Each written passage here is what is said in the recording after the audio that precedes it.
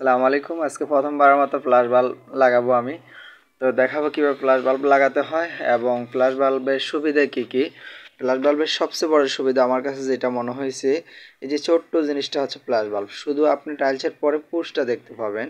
তীর চিহ্নটা আপনাকে অবশ্যই নিচের দিকে রাখতে হবে, তাহলে পানির ফ্লো আপনি বরাবর পাবেন।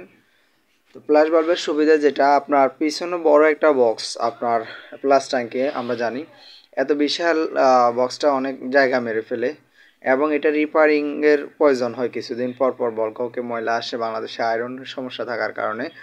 তো আপনি যদি ফ্ল্যাশ বাল্ব দিয়ে কাজ করেন তাহলে হবে যে আপনার পুশ করলে পানি যত খুশি তত পাচ্ছেন এবং হচ্ছে বারবার নষ্ট হবে না।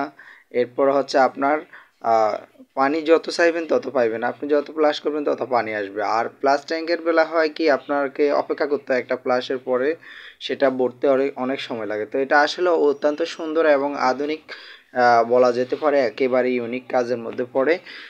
এই ফ্ল্যাশ বাল্বটা খুবই সুন্দর চমৎকার একটা আবিষ্কার হয়েছে। দেখতে পাচ্ছেন খুব দারুণ পানির প্রেসার, এটা একেবারে টপ ফ্লোর। তো যাই হোক, আপনি আপনার বাড়িতে লাগাতে পারেন।